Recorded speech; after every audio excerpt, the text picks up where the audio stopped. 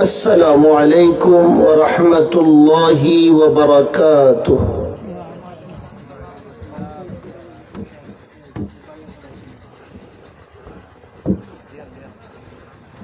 الحمد لله نحمده ونستعينه ونستغفره ونؤمن به ونتوكل عليه ونعوذ بالله من شرور أنفسنا ومن سيئات أعمالنا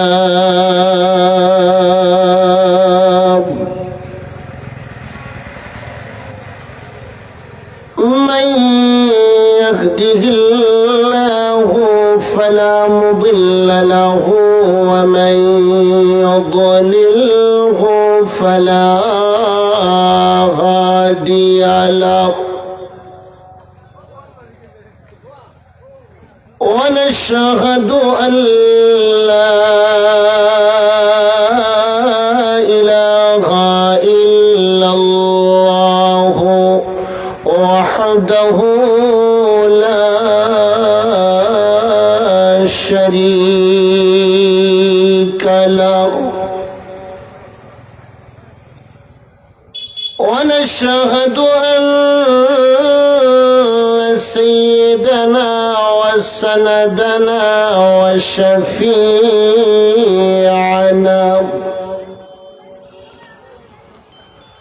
ومولانا محمدا عبده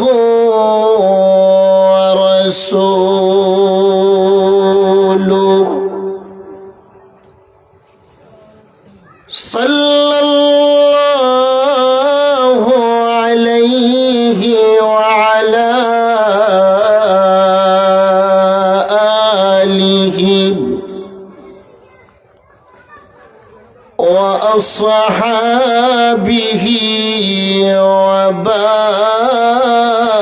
وبارك وسلم.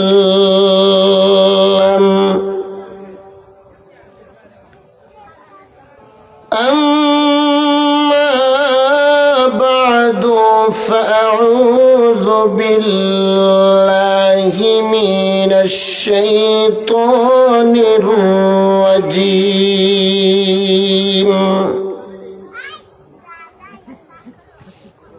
بسم الله الرحمن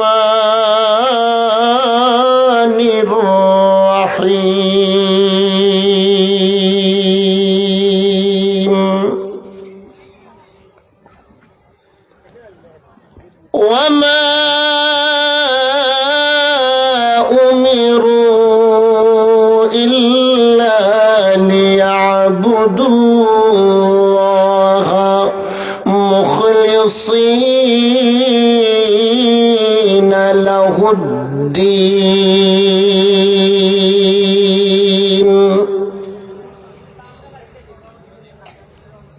وقال رسول الله صلى الله عليه وسلم: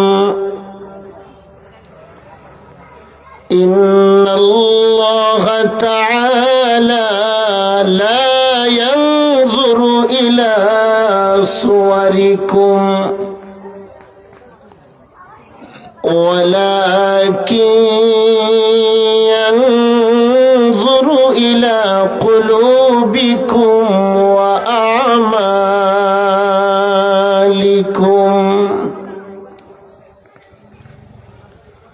وقال رسول الله صلى الله عليه وسلم: أخلص دينك إنك يكفيك العمل القليل. صدق الله مولانا العظيم وصدق رسوله النبي الكريم ونحن على ذلك لمن الشاهدين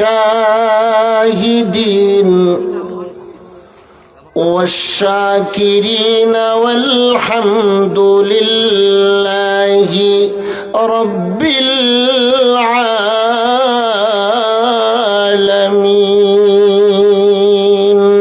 صلى الله على سيدنا ومولانا محمد وعلى آله وصحبه وسلم. صلى الله على سيدنا ومولانا محمد وعلى آله وصحبه وسلم. بلغ العلا بكماله كشف الدجى بجماله حسنت جميع خصاله صلوا عليه.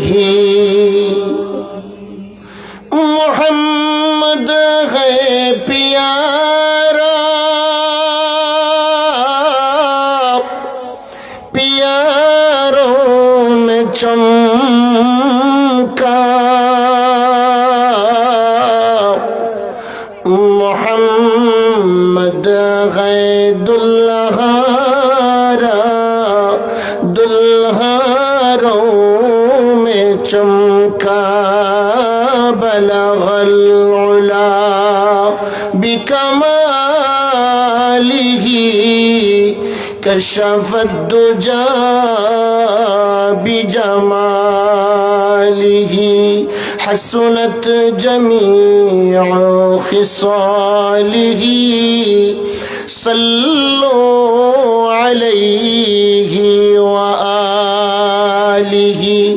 ربنا تقبل منا إنك أنت السميع العليم وتب علينا إنك أنت التواب الرحيم.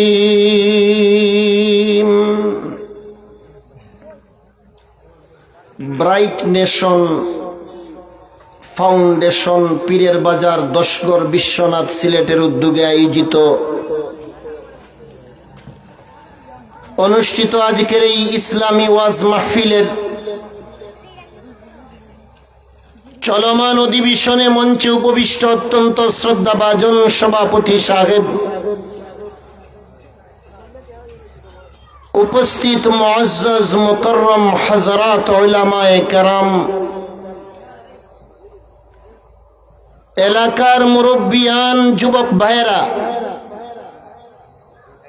বাড়ি ঘরে বসে বসে পর্দার আড়াল থেকে শ্রবণরত সম্মানিতা মা ও বোনেরা, মহান আল্লাহ পাকের দরবারে আলী শানে লক্ষ কোটি শুকরিয়া আদায় করছি যে মহান প্রভু অত্যন্ত দয়া করে মেহেরবানি করে আজকের এই ইসলামী ওয়াজ মাহফিলে আমাদেরকে আসার বসার তৌফিক দান করেছেন। রব্বুল আলামিনের দরবারে শুকরিয়া আদায় করার জন্য অন্তরের গভীর থেকে শ্রদ্ধা জড়িত কণ্ঠে উঁচু আওয়াজে কালিমাতুশ শুকর আদায় করি, সকলে বলিষ্ঠ আওয়াজে পড়ি আলহামদুলিল্লাহ। এই দিনই মাহফিলে আমরা আসতে পেরে বসতে পেরে খুশি না বেজার? খুশি হওয়ারই কথা। এই ধরনের মাহফিলে বসা মাত্র সগীরা গুনাহ মাফ হয়ে যায়। বয়ানের শেষে উলামায়ে কেরাম মুনাজাত করেন। মুনাজাতে তওবাও আছে, আছে না নাই? রব্বানা যালামনা আনফুসানা, এগুলো তওবা। তো বয়ানের পরে যখন মুনাজাত হয়, মুনাজাতে যখন আমরা তওবা করি, এর দ্বারা কবিরা গুনাহ মাফ হয়। তো একটি দ্বীনি মাহফিলের দ্বারা সগীরা কবিরা সব ধরনের গুনাহ মাফ হয়। এজন্য আমরা যারা আসতে পেরেছি খুশনসিব আমাদের। এই মুবারক মাহফিল, জান্নাতের বাগানে আল্লাহ যে আমাদেরকে বসাইছে, আমরা যে আসতে পারছি, বসতে পারছি, এজন্য শুকরিয়া আদায় করি অন্তর থেকে। আবারও পড়ি আলহামদুলিল্লাহ। আমার ভাই ও বন্ধুরা, আল্লাহ আমাদেরকে আমলের জন্য বানাইছেন। আমল জানবো আর আমল করব, ঠিক কিনা বলেন? কয়টি কাজ জুড়ে বলেন? এক নম্বরে জানবো আর আমল করব, অথবা অন্য কথায় বলা যায় জানবো আর মানবো। মানার নাম আমল, ঠিক কিনা বলেন? তো আল্লাহ তাআলা আমাদেরকে জানার জন্য আর মানার জন্য এই দুনিয়ায় সৃষ্টি করেছে। এজন্য যে গোলামে মুনিবের আদেশ যত বেশি ভালো করে পালন করবে, সেই গোলামের মুনিবের কাছে দাম আছে না নাই? আরো জোরে বলেন। যে চাকর ভালো, মাস পূর্ণ হওয়ার আগেই মালিকে তার বেতন দিয়ে দেয়। গড়ে আলোচনা করে এমন চাকর আর পাওয়া যাইব না, এরে ঠিকঠাক মতো খাওন দিবা। বছর শেষে যখন কয় মালিক আমি চলে যাব, আর থাকবো না, তো মালিকে জিজ্ঞাসা করে কি খানার মধ্যে কষ্ট হয়? গোলামে কয়, চাকরে কয়, জি না, খানাতে কোনো কষ্ট না, আমার এই বেতনে পোষায় না। বেতনে কি হয় না? তো মালিক কি বলে? তোমাকে বেতন আরেকটু বাড়াইয়া দিব। আপনারা তিনজন এখান থেকে উঠেন, তিনজন উঠেন। স্টেজে তোমরা 2 নম্বর ওয়াজ চলবো না, আমারটা চলবো। যাও নিচে যাও।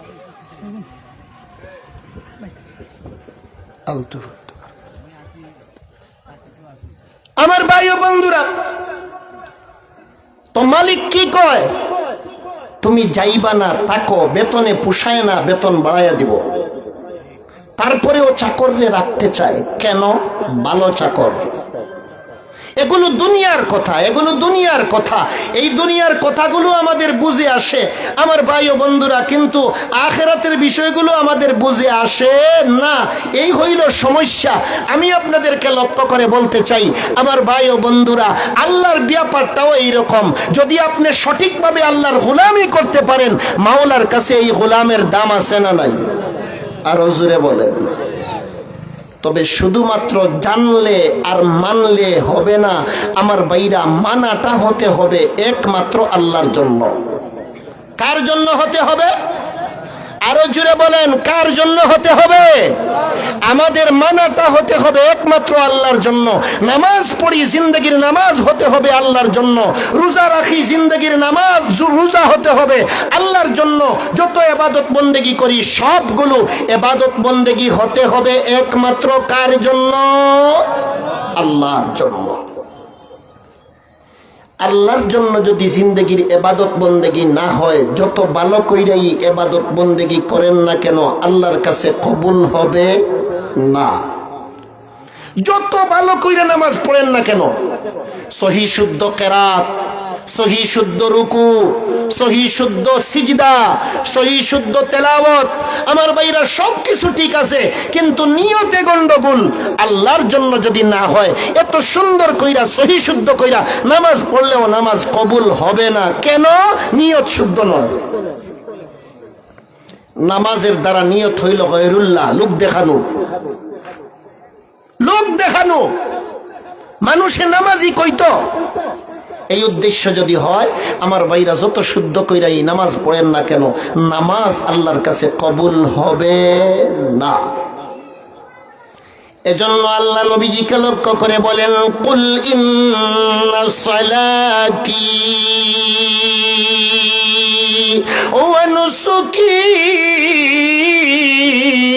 ওয়া মাহইয়ায়া ওয়া মামাতি লিল্লাহি রাব্বিল আলামিন।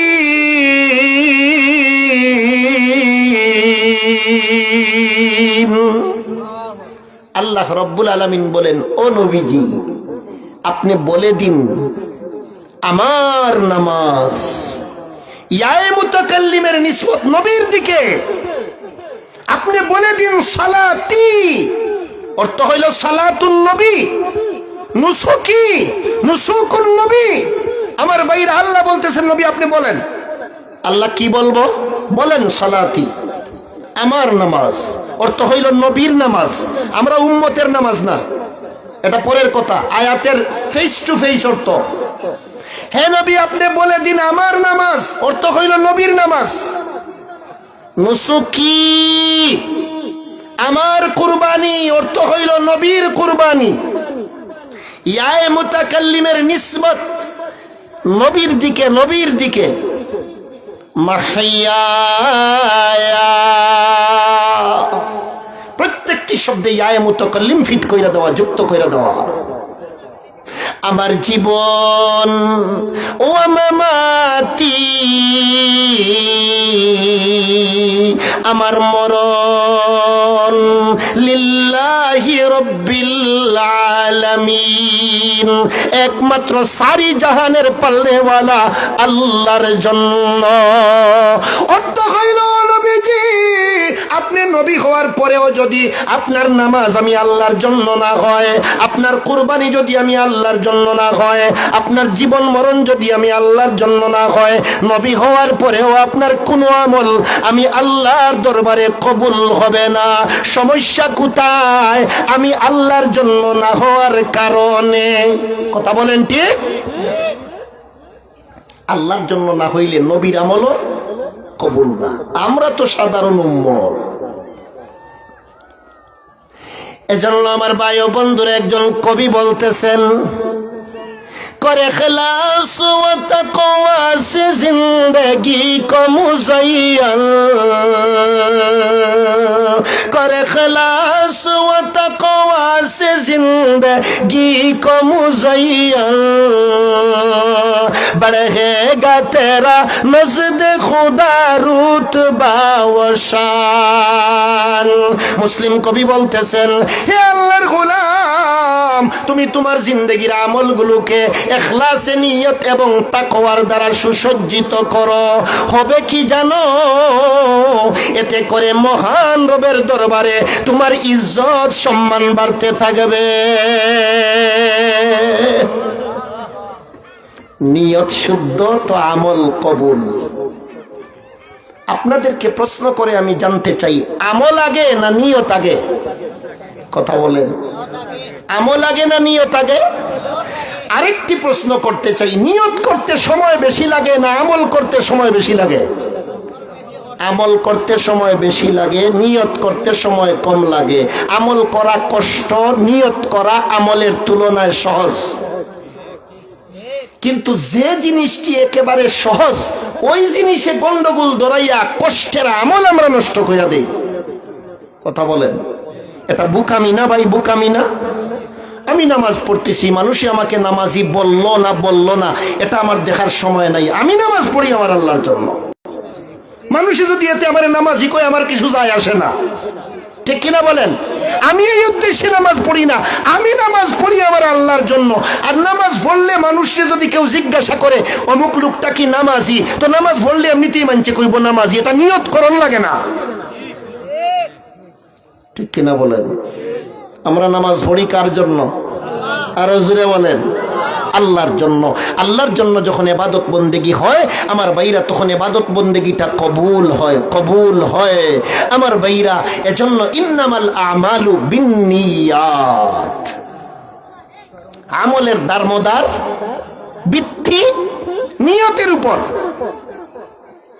এজন্য আমার ভাই ও বন্ধুরা, নিয়তটারে সহি শুদ্ধ করে সামান্য জিনিস দান করবেন, পাহাড় পরিমাণ নেকি পেয়ে যাবেন।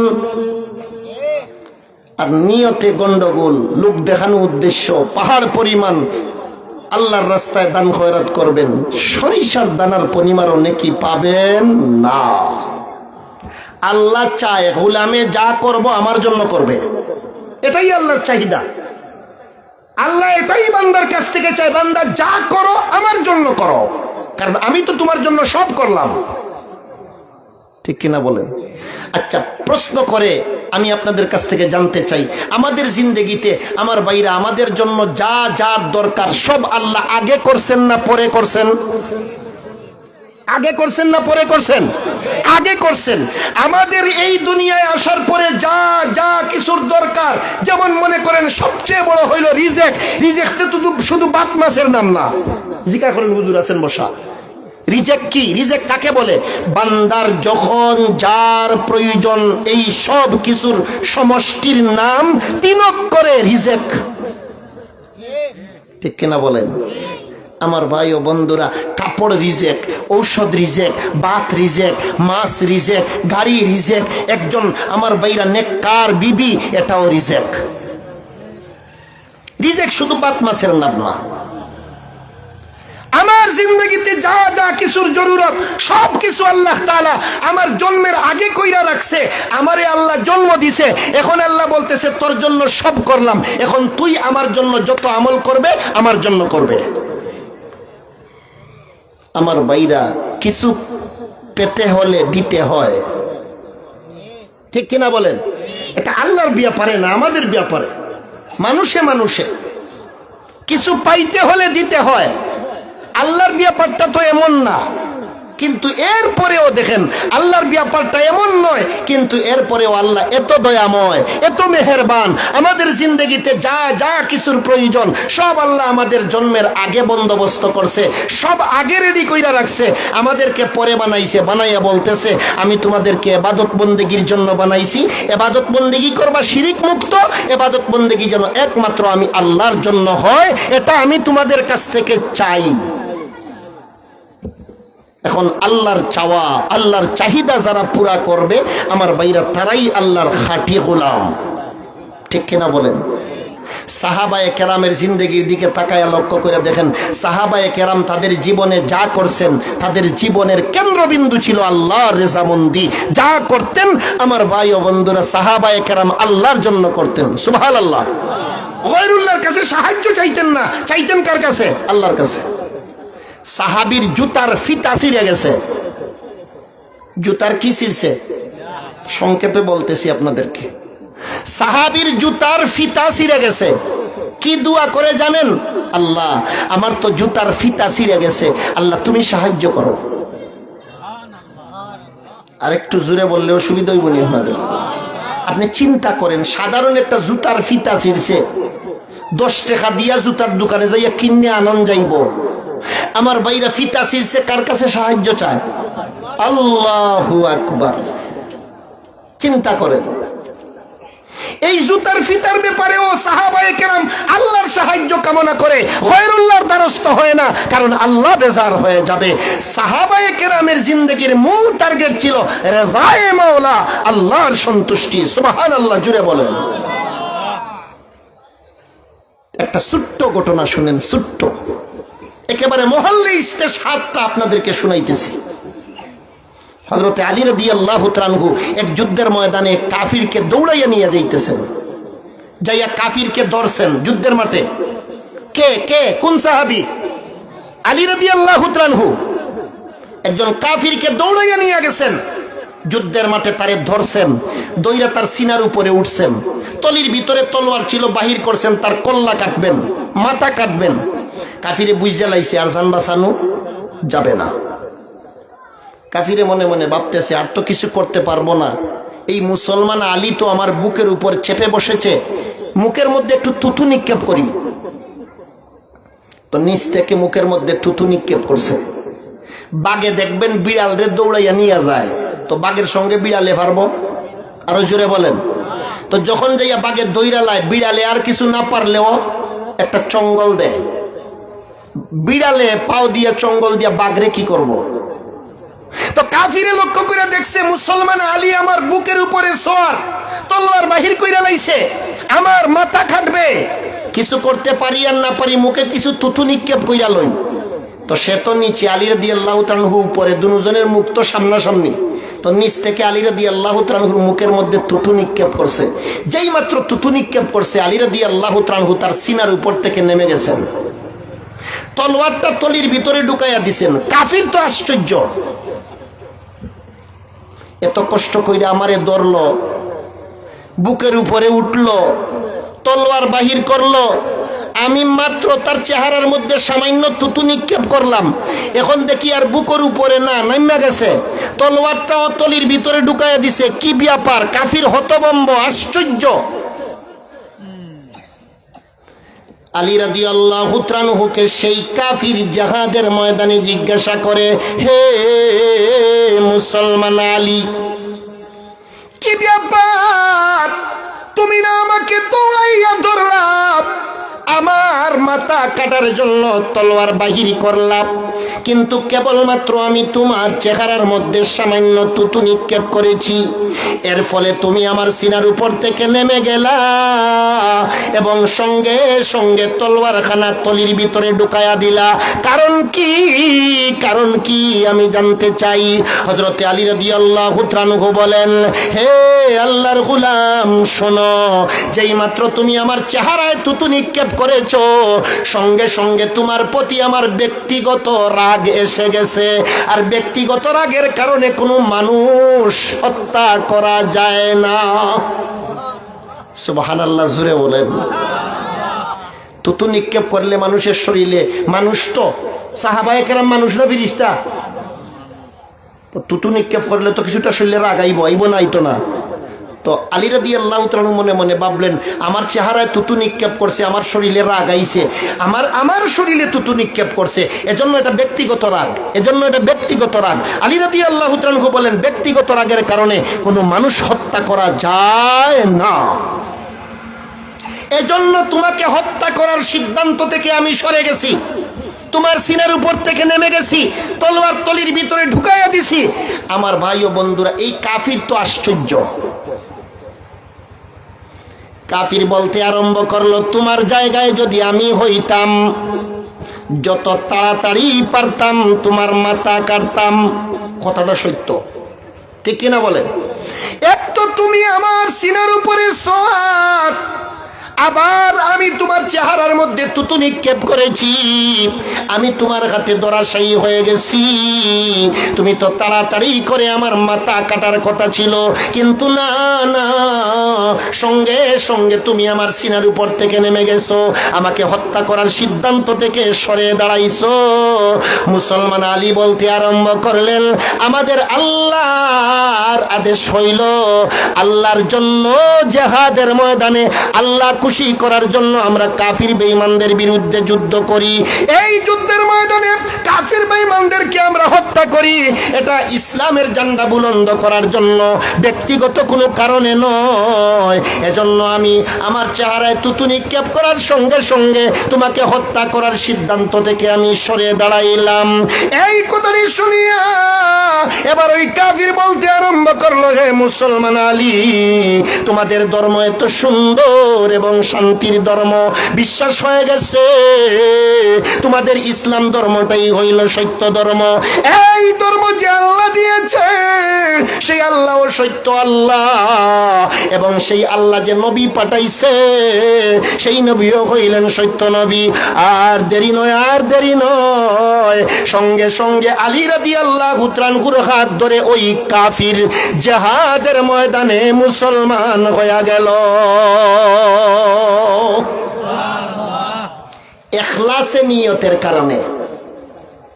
আলী রাদিয়াল্লাহু তাআলা আনহুর কলবের ভিতরে আল্লাহর প্রতি যে বাপ ভক্তি আর ইখলাসে নিয়ত, এই নিয়তের কারণে, ইখলাসে নিয়তের কারণে কাফির কলিমা পড়ে মুসলমান হয়ে গেছে। সুবহানাল্লাহ বলেন। এজন্য আল্লাহ আমার তেলাওয়াত করা আয়াতের মধ্যে বলেন, ওয়ামা উমিরু ইল্লা লিয়াবুদুল্লাহ মুখলিসিনা লাহুদ্দিন।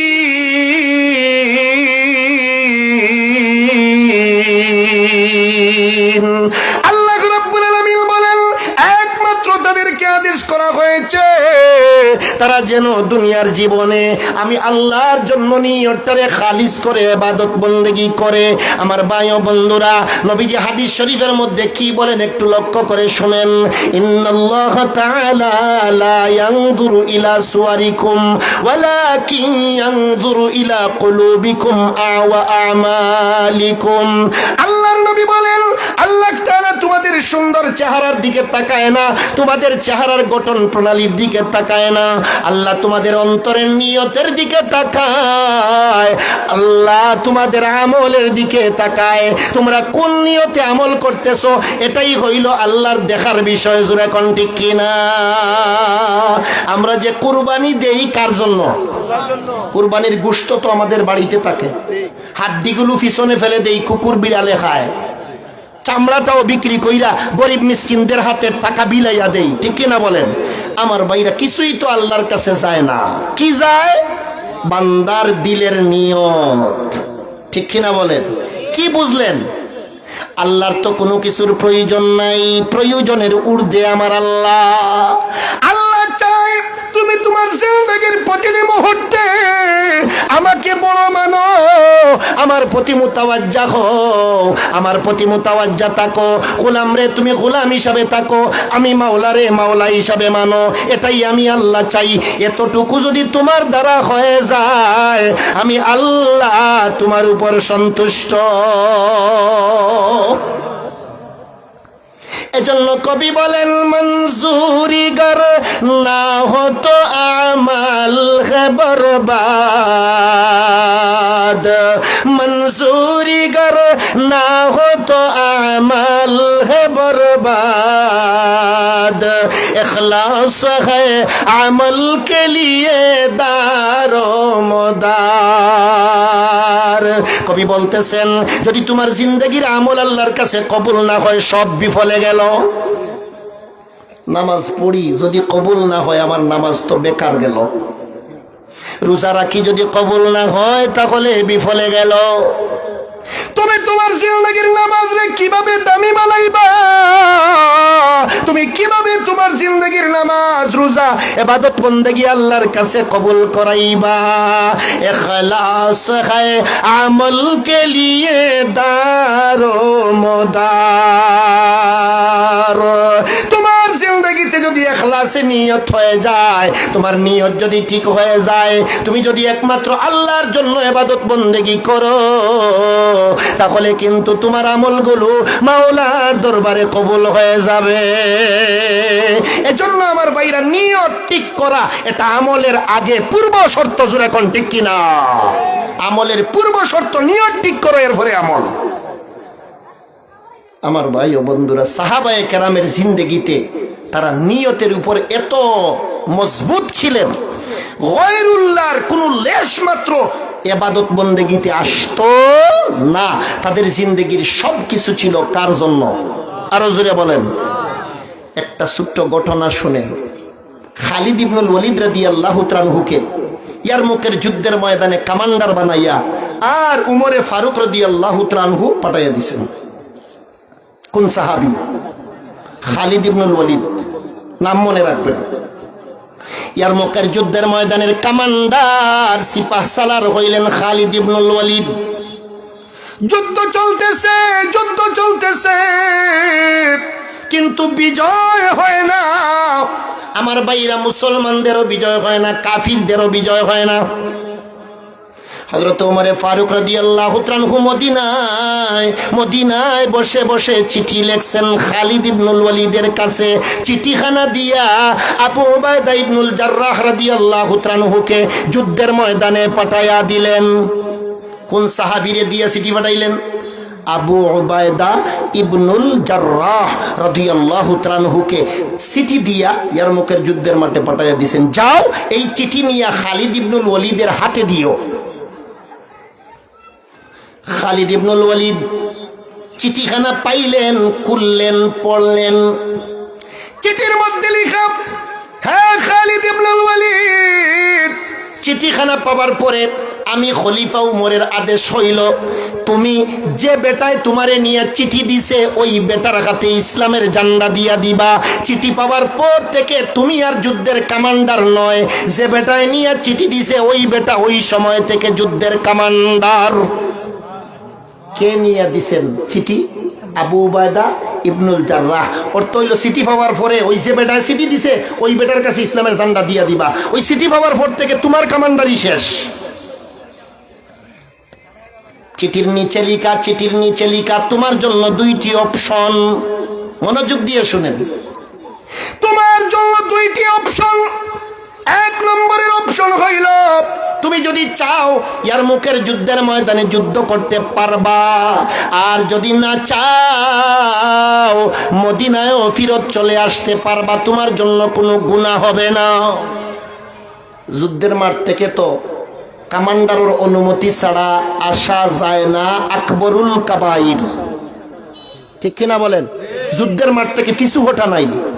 যুদ্ধের মাঠ থেকে একমাত্র মুনাফিক কাফির বেঈমান যারা ওরা পিছু হটে, মুসলমান সামনে অগ্রসর হইয়া মরে, ঠিক কিনা বলেন? তো খলিফা উমরের পক্ষ থেকে দুইটি অপশন। কয়টি অপশন? দুইটি অপশন। তুমি চাইলে যুদ্ধ করতে পারো, আর চাইলে মদিনায়ও চলে আসতে পারো। চিঠিখানা পাওয়ার পরে বললেন আলহামদুলিল্লাহ, আলহামদুলিল্লাহ, আল্লাহ আমার জান বাঁচাইলো। সুবহানাল্লাহ বলেন। যুদ্ধের কমান্ডার মানে হইল যুদ্ধের নেতা। যুদ্ধের কমান্ডার অর্থ হইল যুদ্ধের নেতা। চিঠি পাওয়ার পর থেকে নেতাগিরি চলে গেছে, বলতেছেন আলহামদুলিল্লাহ। আমাদের সমাজের চেয়ারম্যান সাহেবের চেয়ারম্যানগিরি চলে গেলে চেয়ারম্যান সাহেব বেজার, এমপি সাহেবের এমপিগিরি চলে গেলে এমপি সাহেব বেজার, নেতা সাহেবের নেতাগিরি চলে গেলে নেতা সাহেব বেজার। আর সাহাবায়ে কেরামের অবস্থা ছিল নেতাগিরি চলে গেছে, কমান্ডারি চলে গেছে, বেজার নয়, খুশি হইয়া বলতেছেন আলহামদুলিল্লাহ, আল্লাহ আমার জান বাঁচাইলো। সুবহানাল্লাহ বলেন। সাহাবায়ে কেরামে জিজ্ঞাসা করলেন, আপনার কমান্ডারি চলে গেছে, আপনি বলতেছেন আলহামদুলিল্লাহ। আচ্ছা, এটা মানলাম, আল্লাহর প্রশংসা ফিকুল্লে হাল, সর্বাবস্থায় কার শুকরিয়া আদায় করা। আরো জুনে বলেন, এটুক ঠিক আছে, বুঝলাম। সর্বাবস্থায় সুখে দুঃখে নেতা হইলেও সাধারণ হইলেও শুকরিয়া আদায় করবেন, ঠিক আছে। জান বাঁচলো কিভাবে বুঝলাম না, জান কিভাবে বাঁচলো? খালিদ ইবনুল ওয়ালিদ রাদিয়াল্লাহু তাআলা আনহু বলেন, এতক্ষণ পর্যন্ত ছিলাম যুদ্ধের কমান্ডার। এই যুদ্ধের ময়দানে যদি কোনো বেউসুলি হইতো, অনিয়ম হইতো, আমি যুদ্ধের নেতা হিসাবে আমাকে আল্লাহর দরবারে জবাব দিতে হইতো।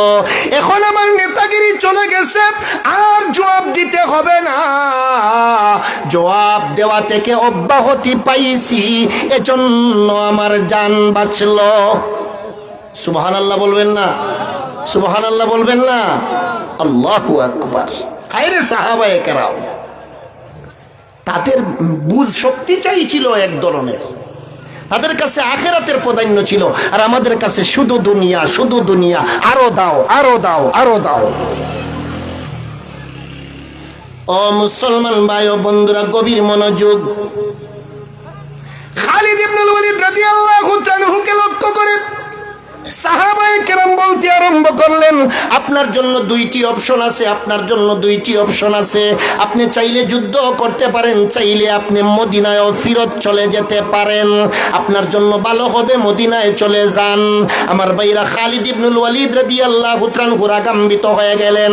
যারা এই প্রস্তাব দিয়েছেন তাদেরকে লক্ষ্য করে বললেন, না, আমি মদিনায় যাব না, মদিনায় যাব না, আমি এখানে যুদ্ধ করব।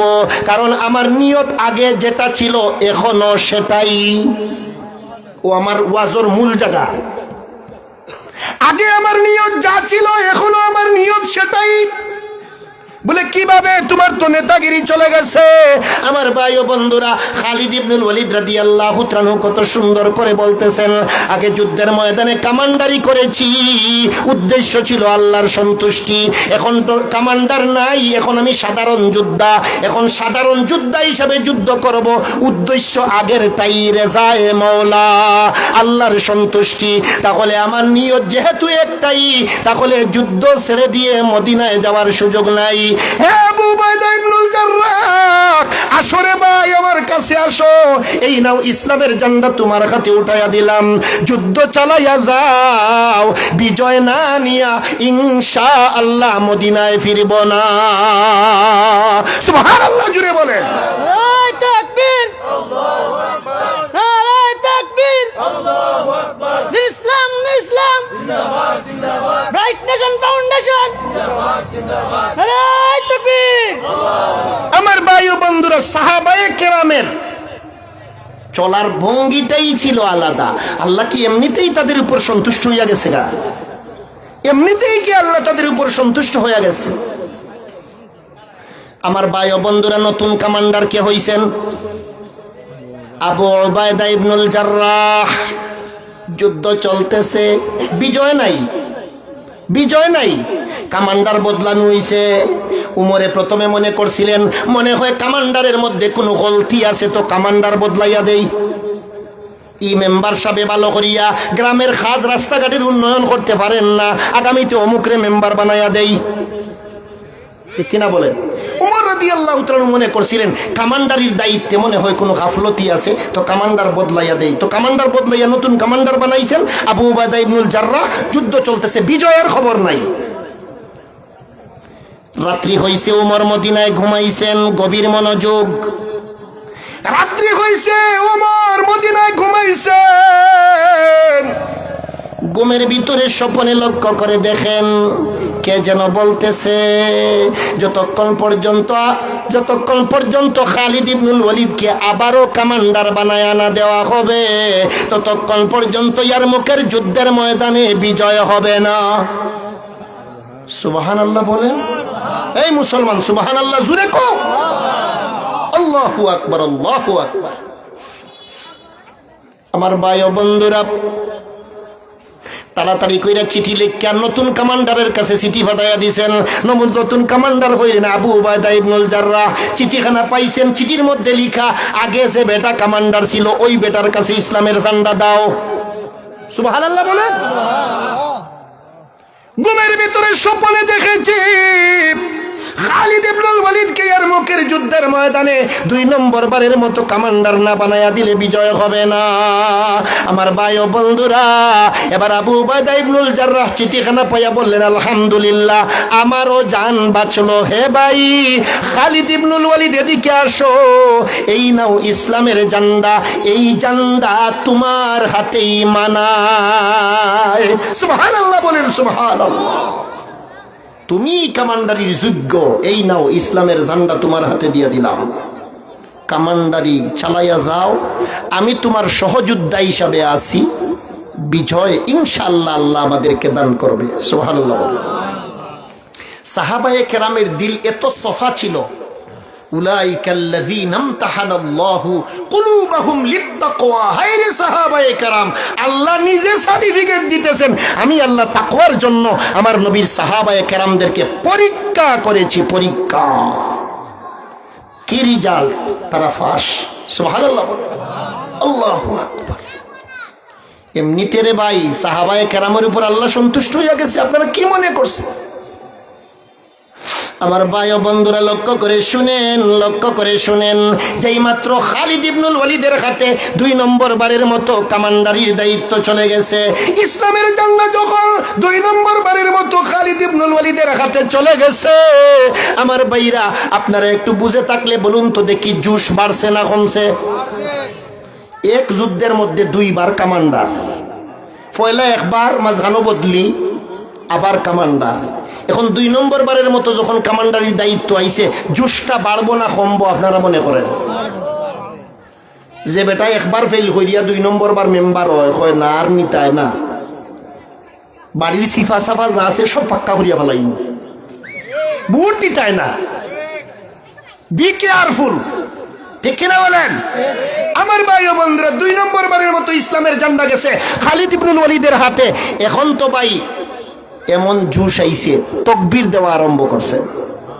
সুবহানাল্লাহ বলেন, আরো জোরে সুবহানাল্লাহ বলেন। কি দেওয়া আরম্ভ করছেন? তাকবীর। তাকবীর তাকবীর মানে কি? বড়ত্ব বয়ান করা আরম্ভ করছেন। কার বড়ত্ব? একজনে কয় নারে তাকবীর আল্লাহ, আমরা কি বলি? আল্লাহু আকবার, অর্থ হইল আল্লাহ সবচেয়ে বড়। আমাদের সমাজে এমন কিছু মানুষ আছে, আমার ভাইরা তাকবীরের আওয়াজ শুনলেও তার গায়ে জ্বলে। মসজিদের মাইকের ভলিউম যদি একটু বাড়াইল থাকে, এটা আমার জানা আছে। ও লাইফে আমি অনেক মানুষ পাইছি, বারবার আইয়া কয় হুজুর মসজিদের মাইকের সাউন্ডটা একটু কমাইয়া দিবা, আজানে আমার ডিস্টার্ব হয়। আর একটু জোরে বলেন না, আর একটু জোরে বলেন। আমার ভাই ও বন্ধুরা, গত 1 থেকে 1.5 বছর আগের ঘটনা। এক নেতার ছেলে, নাম নাই বা বললাম, এক নেতার ছেলে আমার ভাইরা রাজনীতি মঞ্চের মধ্যে স্লোগান দিয়েছিল নারে তাকবীর আল্লাহু আকবার। যারা নেটের মধ্যে থাকেন, নেট কাটাকাটি করেন, আপনারা অবশ্যই জানেন। আমার ভাই ও বন্ধুরা, এ নিয়ে বাংলার জমিনে তুলপাড় সৃষ্টি হয়েছিল। আমি তাদেরকে লক্ষ্য করে বলতে চাই, আল্লাহু আকবারের ধ্বনি শুনলে, আল্লাহ রাসূলের কথা শুনলে যাদের গায়ে চুলকানি ধরে, ওদের ঈমানের মধ্যে গন্ডগোল আছে, ওরা খাঁটি মুনাফিক। চলে বলতে হবে, ঠিক কিনা? আমার ভাই ও বন্ধুরা, আল্লাহু আকবার অর্থ হইল আল্লাহ সবচেয়ে বড়। এই কথা শুনলে যদি তোমার গায়ে জ্বলে, তো তোমার কলবে সমস্যা। আল্লাহ বড় না তে কে বড়? এই ফগা, আল্লাহ বড় না তো কে বড়? তোর গায়ে জ্বলে, তোর কলবে সমস্যা, তোর ঈমান নষ্ট। কথা বলেন, আর জোরে বলেন। আমার ভাই ও বন্ধুরা, খালিদ ইবনুল ওয়ালিদের হাতে 2 নম্বর বারের মতো ইসলামের ঝান্ডা আইছে, জজবা বাইরা গেছে, তো তাকবীর লাগাইছেন। তাকবীর দেওয়া এটা নতুন সিস্টেম না, এটা নবীর জমানায় ছিল। নবী নিজে তাকবীর শিখাইয়া দিছেন। ওহুদের ময়দানে মুসলমানদের সামান্যতম গলতির কারণে, ইজতিহাদি খাতার কারণে, সাময়িক কিছু সময়ের জন্য ওইগুলা ফেলাইয়া দিন, একটা ওইটার মাথা সিরিয়া। জি আমার ভাই ও বন্ধুরা, সাময়িক কিছু সময়ের জন্য মুসলমানরা পরাজয় বরণ করছিলেন। এই সুযোগে কাফির বেঈমানরা মুসলমানদেরকে চতুর্দিক থেকে ঘেরাও করে ফেললেন। আমার ভাই ও বন্ধুরা, মুসলমানদের উপর তারা এমনভাবে অতর্কিত হামলা আরম্ভ করলো, সাহাবায়ে কেরাম চতুর্দিকে ছড়িয়ে পড়লেন। এই সুযোগে কাফির বেঈমানরা ডিল মাইরা নবীর সামনের 2টা ফানায়া উলিয়া দাঁত শহীদ করেছিল। আমার ভাই ও বন্ধুরা, এই সময় কাফির বেঈমানরা উহুদের ময়দানে তাদের দেবতার নামে তারা স্লোগান দিছে। দেবতার নামে স্লোগান, নাউজুবিল্লাহ বলেন। আসমান জমিনের মধ্যে যদি স্লোগান দেওয়া হয়, বক্ত যদি বর্ণনা করা হয়, একমাত্র আল্লাহর বড়ত্ব হবে, আল্লাহর নামের জয়ধ্বনি উচ্চারণ করা হবে। যে আসমান আল্লাহ বানাইলো, যে জমিন আল্লাহ বানাইলো, এই আসমান জমিনের মধ্যখানে বড়ত্বের স্লোগান, বড়ত্বের তাকবীর হলে একমাত্র বানানেওয়ালা রবের স্লোগান, রবের তাকবীর হবে। চলে বলতে হবে, ঠিক কিনা? নারে তাকবীর, আল্লাহু আকবার, নারে তাকবীর, আদালতে সাহাবা জিন্দাবাদ, আদালতে সাহাবা জিন্দাবাদ, রাইট নেশন ফাউন্ডেশন জিন্দাবাদ, নারে তাকবীর। আমার ভাই ও বন্ধুরা লক্ষ্য করে শুনেন তো, কাফির বেঈমানরা উহুদের ময়দানে মুসলমানরা যখন ছত্রভঙ্গ হয়ে গেলেন, তাকবীর দিতেছে। কি তাকবীর দেয়? তাকবীর মানে স্লোগান, এটা তাকবীর বলা যায় না, স্লোগান দিতেছে। উলু হুবাল, উলু হুবাল, হুবল একটা দেবতার নাম। ওলু মানি বিজয় হোক, ওলু বিজয় হোক, হুবল হুবল দেবতা। হযরতে উমরে শূন্য লাইছেন। উমর নরম না গরম? আরো জোরে বলেন। গরম পীর সাহেব শূন্য লাইছেন। সৈন্যই তো মাথা গরম। কি কইল রে? ওলু হুবল, হুবল দেবতার বিজয় হোক, হুবল দেবতার জয় হোক, এটা মান্য নেওয়া যায় না।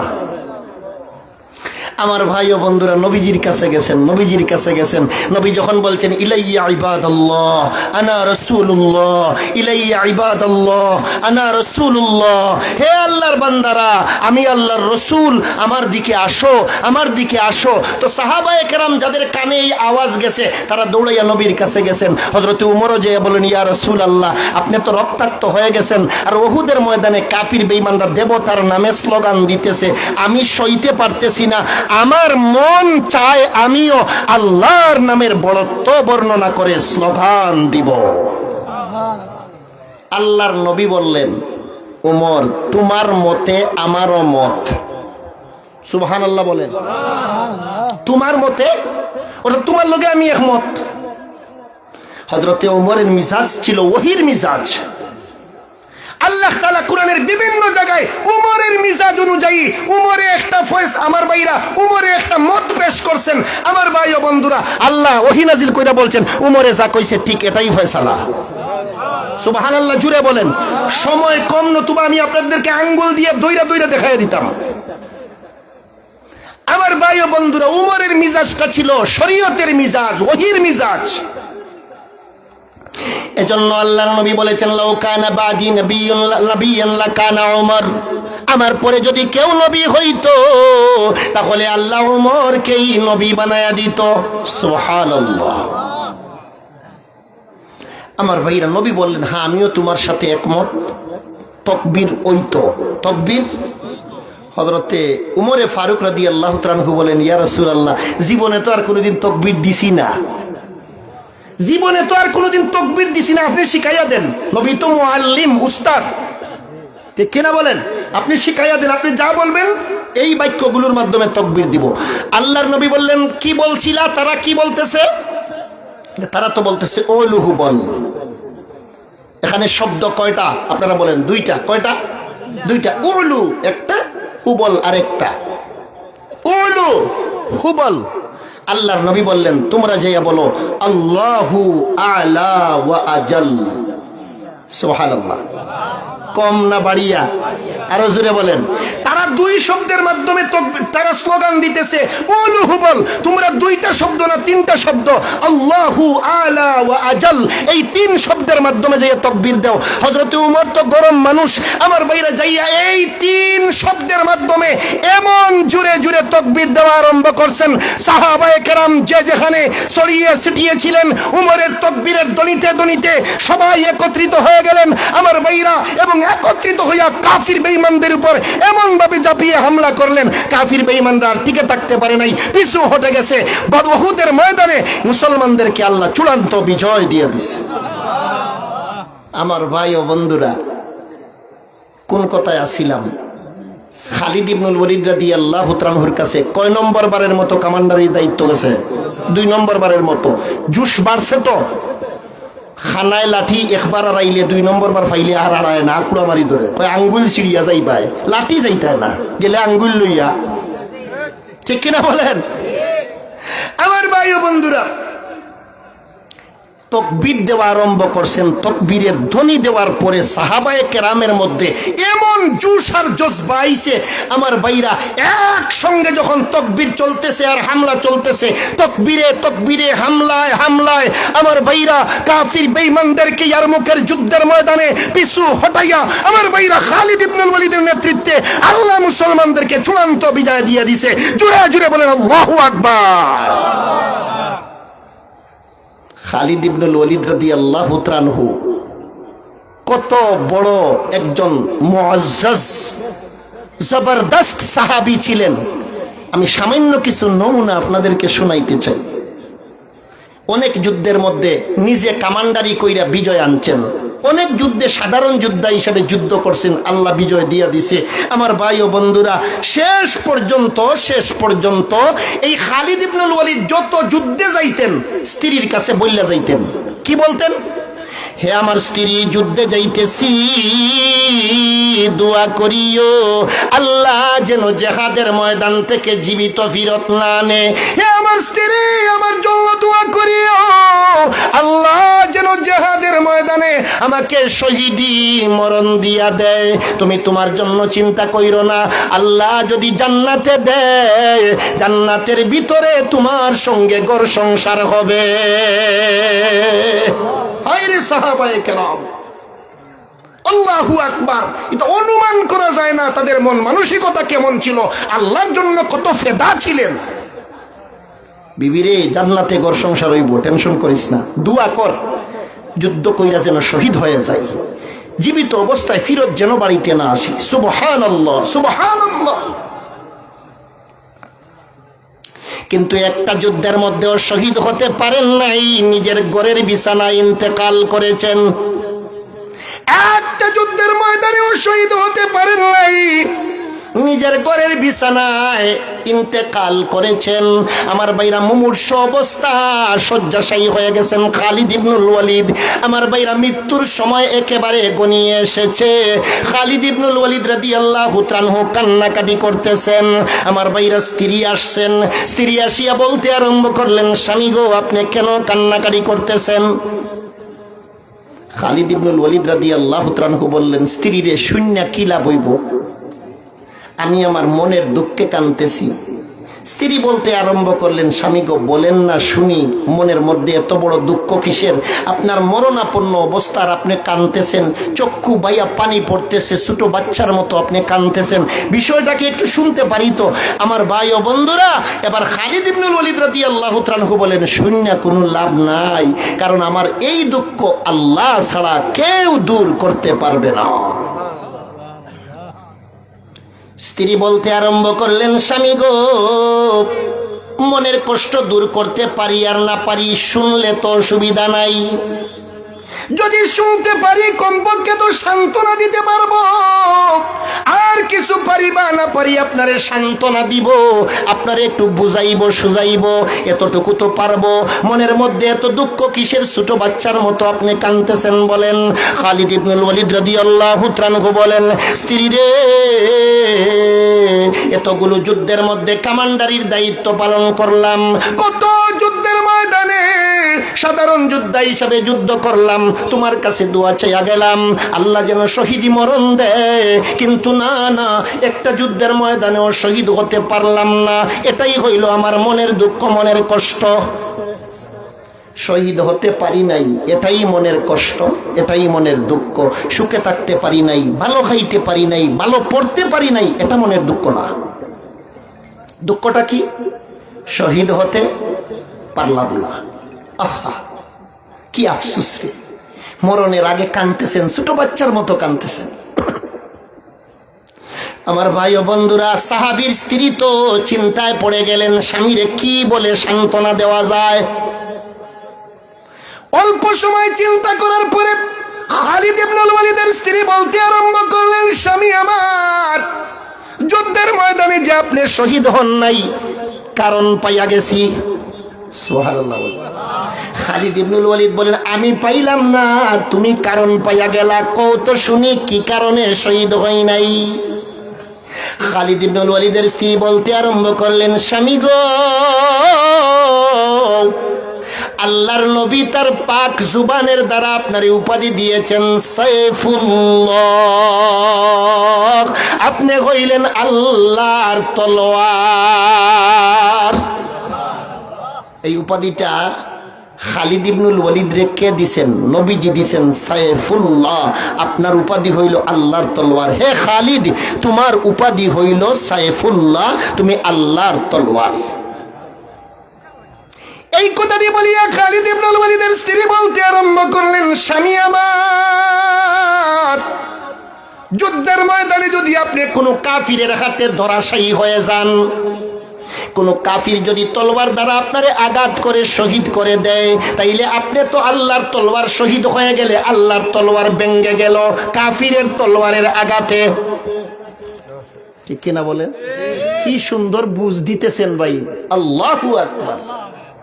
আপনি যদি কাফির বেঈমানদের হাতে ধরাশায়ী হয়ে যান, কোন কাফিরে যদি তলোয়ার দ্বারা আপনারে আঘাত করে, আপনি তো আল্লাহর তলোয়ার আঘাতপ্রাপ্ত হয়ে গেল, আল্লাহর তলোয়ার ভেঙে গেল। আল্লাহ এটা কোনোদিন চায় নাই, চাইবেও না। এজন্য জিহাদের ময়দানে আল্লাহ আপনারে শহীদি মরণ দেয় নাই। তবে আমি আমার আল্লাহর উপর ইয়াকিন ও বিশ্বাস রেখে আপনাকে সান্ত্বনা দেওয়ার জন্য বলতেছি, যুদ্ধের ময়দানে যদিও আপনার শহীদি মরণ নসিব হয় নাই, হাজার হাজার শহীদানের চাইতে আমার আল্লাহর উপর আমার আস্থা রাখিয়া বলতেছি, আল্লাহ আপনাকে আরো উন্নত মর্তবা দান করবে। আল্লাহু আকবার। ইয়ারমুকের যুদ্ধের ময়দানের ইতিহাস বর্ণনা করার পরে মুয়াররিখিনে কেরাম, ঐতিহাসিক বিদ্বান বর্ণনা করেন, এই ইয়ারমুকের যুদ্ধের ময়দানে আল্লাহ মুসলমানদেরকে বিজয় দিয়েছেন একমাত্র খালিদ ইবনুল ওয়ালিদের ইখলাসে নিয়তের কারণে। এটা হইল মেইন পয়েন্ট। কয়বার বদলা বদলি হয়েছে? 2 বার। প্রথমে কমান্ডার, আবার আবু উবাইদা ইবনুল জাররাহ, আবার খালিদ ইবনুল ওয়ালিদ। সুবহানাল্লাহ। কি বলছিলেন কথাটি আবারও আপনাদের সামনে তকরার করতেছি। আগে কমান্ডার ছিলাম, কমান্ডারির দায়িত্ব পালন করেছি আমার আল্লাহর জন্য। কমান্ডারি চলে গেছে, অসুবিধা নাই, উদ্দেশ্য তো আগে যেটা ছিল সেটাই। এখনো সাধারণ যোদ্ধা হিসাবে যুদ্ধ করব রেজায়ে মাওলার জন্য। কত ইখলাসে নিয়ত আমার ভাই ও বন্ধুরা। ইন্নাল্লাহ তাআলা লা ইয়ানজুরু ইলা সুওয়ারিকুম, আল্লাহ তোমাদের চেহারার সৌন্দর্যের দিকে তাকায় না। তোমার গঠন কত সুন্দর, তোমার হাত পাও নাক চক্ষু কান কেমন সুন্দর, এটা আল্লাহ দেখে না। আল্লাহ তোমার নিয়তের খবরটা দেখে, তোমার নিয়ত দেখে, আর তোমার আমলটা দেখে। বেলালে হাবশি বংশ পরিচয় তেমন ভালো নয়, চেহারার গঠনও ভালো নয়, চেহারার চামড়ার রংটাও কালো। ও ভাই ও বন্ধুরাম, কিন্তু এই বেলাল কই পর্যন্ত বেলালের মর্তবা পৌঁছাইছে? আল্লাহর নবী মেরাজে গেছেন, যাইয়া লক্ষ্য করে শুনেন, আল্লাহর আরশের ভিতরে বেলালের খড়মের আওয়াজ শোনা যায়। মাটির মানুষ কেমন করে আরশে পৌঁছাইল? এজন্য মায়ের নবী বিশ্ব নবী রাহমাতুল লিল আলামিন বলেন, আখলিস দীনাকা ইয়াকফিকাল আমালুল কলিল। তুমি তোমার ঈমানকে খাঁটি করো, তোমার নিয়তটারে শুদ্ধ করো, অল্প আমলই তোমার নাজাতের জন্য যথেষ্ট হয়ে যাবে। এজন্য কিয়ামতের ময়দানে সাধারণ আমলকে উসিলা বানাইয়া আল্লাহ অনেক বড় পাপী গুনাহগারদেরকে মাফ কইরা বলবে, যা এই আমলটি ছিল আমি আল্লাহর জন্য রে, এজন্য তোর বড় আমলগুলো আমি দেখলাম না, ছোট আমলের কারণে আমি আল্লাহ তোরে মাফ কইরা সুখে ঠিকানা জান্নাত দিয়া দিলাম। আমার ভাই ও বন্ধুরা, তাইলে নিয়তটা শুদ্ধ কইরা আল্লাহর জন্য আমল করার দরকার আছে না? আরো জুড়ে বলেন। যা করি, যতটুকু করি, সোজা কথা, একেবারে শর্টকাট কথা, যতটুকু করি আমার ভাইরা কার জন্য? আরো জুড়ে বলেন। শিরিক মুক্ত ইবাদত, শিরিক মুক্ত ইবাদত। ইবাদত বন্দেগীতে গয়রুল্লাহর কোনো টাচ যেন না আসে। আলহামদু পড়তেছি, কুল হু আল্লাহ পড়তেছি, এটা আমার আল্লাহর জন্য। ঠিক কিনা বলেন? আরো জোরে বলেন। আমার ভাই ও বন্ধুরা, এই যদি হয় আমাদের জিন্দেগির মকসদ যে আমার নিয়ত শুদ্ধ, আমার আল্লাহ খুশ করা, আমার ভাই ও বন্ধুরা, তো আমল আল্লাহর কাছে কবুল হয়ে যাবে ইনশাআল্লাহ। এজন্য আল্লাহ রাব্বুল আলামিন বলেন, ওয়ামা উমিরু ইল্লা লিয়াবুদুল্লাহ মুখলিসিনা লাহুদ্দিন। তুমি তোমার নিয়তটারে খালিস করে একমাত্র আল্লাহর জন্য ইবাদত বন্দেগী করো, একমাত্র আল্লাহর জন্য ইবাদত বন্দেগী করো। ও মুসলমান ভাই ও বন্ধুরা, 2 নম্বরে আরেকটা কাজ করবেন, নিজেকে নিজে ছোট মনে করবেন। জি জি ইনশাআল্লাহ। নিজেকে নিজে কি মনে করবেন ভাই? ছোট মনে করবেন। আমল করবেন আল্লাহর জন্য আর নিজেকে নিজে ছোট মনে করবেন, তা দেখবেন ইনশাআল্লাহ এত বরকতই জিন্দেগিতে আল্লাহ সম্মান দিন দিন বাড়াইয়া দিব। আপনি বলবেন আমি ছোট, আল্লাহ বলবে না রে তুই তো ছোট বলতেছস, যা তোরে বড় বানাইয়া দিলাম।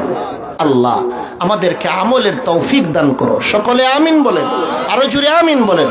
মুখতসর 1 মিনিটে একটা দোয়া, সাল্লাল্লাহু আলা সাইয়্যিদিনা ওয়া মাওলানা মুহাম্মদ ওয়া আলা আলিহি ওয়া আসহাবিহি ওয়া সাল্লাম, আল্লাহুম্মা আমিন। الحمد لله الذي هدانا لهذا وما كنا لنهتدي لولا أن هدانا الله। পরওয়ারদিগার আল্লাহ, আমরা মুজরিম গুনাহগার, আপনার দরবার ছাড়া আমাদের যাওয়ার জায়গা নাই। জীবনে যত গুনাহ করেছি লজ্জিত হয়ে তওবা করলাম। আল্লাহ মেহেরবানি করে আমাদের পিছন জীবনের সবগুলো গুনাহ ক্ষমা করে দাও। আমাদের কার মা নাই গো, কার বাবা নাই, মেহেরবানি করে আমাদের কবরবাসী মা বাবার কবর জান্নাতের বাগান বানায়া দাও। আমার যুবক ভাইরা অক্লান্ত পরিশ্রম করে এই ওয়াজ মাহফিলের আয়োজন করেছে। যুবক গুরুর দিকে তাকাইলে বড় মায়া লাগে। আল্লাহ গান বাজনার আয়োজন না কইরা আল্লাহ দিনী মাহফিলের আয়োজন তারা করেছে দিনের খেদমতের জন্য। আমার যুবক ভাইদেরকে মরণ পর্যন্ত কবুল ফরমাও। এলাকায় হেদায়েতের হাওয়া চালু করে দাও, সমস্ত বদদিনী খতম ফরমাও। আমাদেরকে আপনার খাঁটি গোলাম বানাও, নিয়ত শুদ্ধ করে বেশি বেশি আমলের তৌফিক দিয়ে দাও।